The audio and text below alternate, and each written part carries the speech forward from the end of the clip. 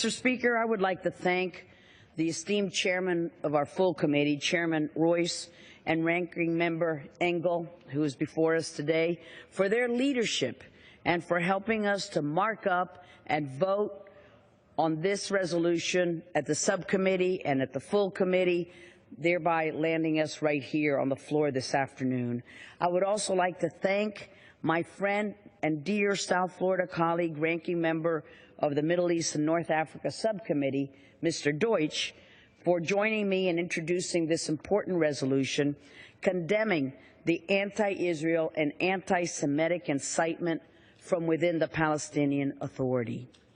Sadly, Mr. Speaker, as we have seen over the past 2 months in Israel, violence and terror are on the rise, and hardly a day goes by when we don't hear yet another attack against innocent Israelis.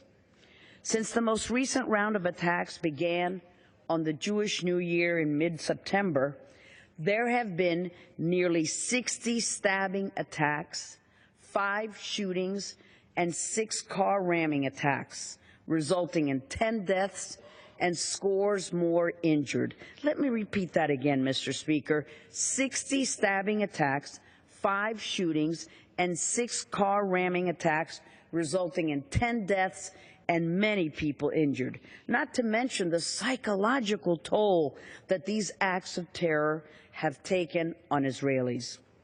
Today, Mr. Speaker, there were 2 separate stabbing attacks in 2 different cities.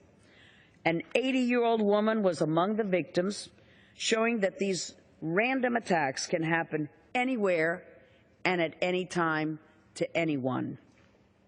And when Israeli citizens cannot walk out of their homes to go to work, or they cannot walk out of their homes to go to the grocery store for fear of yet another terrorist attack, we must hold the Palestinian leadership accountable for its incitement and its unwillingness to ease tensions in the region. The bill before us, Mr. Speaker, House Resolution 293, unfortunately is the consequence of the continued failure of the Palestinian leadership. Instead of working toward achieving a lasting peace with Israel, what is Abu Mazen, the leader of the Palestinian Authority, doing? He's undermining the peace process. Instead of encouraging the Palestinian people and leading them toward a better future, Abu Mazen's divisive actions are the Palestinians apart, leading them into despair, into hatred, into violence. And instead of calling for an emergency meeting with Palestinian leaders to discuss a way to walk back the rhetoric, a way to calm the tensions, no, Abu Mazen called for an emergency meeting at the United Nations Human Rights Council, the preferred platform to spew anti-Israel hatred. Why? In an effort to delegitimize the Jewish state, when he further fanned the flames of violence. Once again, as he has been doing, Mr. Speaker, since he assumed leadership. And already the perpetrators of these acts of terror are being glorified. Yes, glorified, hailed as heroes, hailed as martyrs. Last week, in fact, the Palestinian Authority named a street after a Palestinian terrorist. What did that person do? He fatally stabbed 2 innocent Israelis in Jerusalem. But where is the world's condemnation of this? What is the response from the international community? Silence. Too often we see attempts to place this false moral equivalence between the Israelis' actions and the Palestinians because too many are unwilling to accept the truth. And that is that the Palestinian leadership is the problem. It is not the solution to the peace process. We cannot allow Abu Mazen's words and Abu Mazen's actions to continue to go unpunished.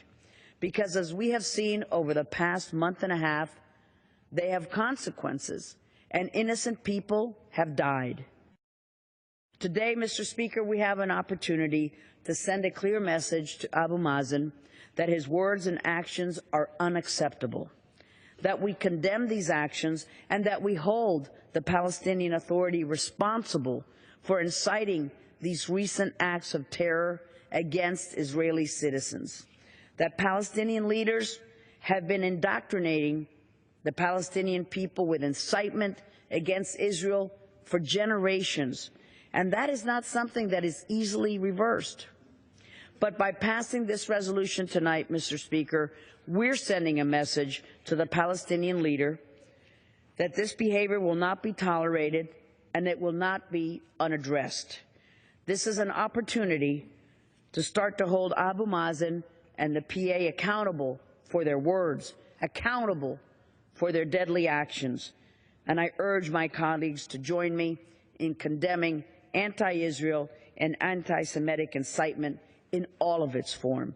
And with that, Mr. Speaker, I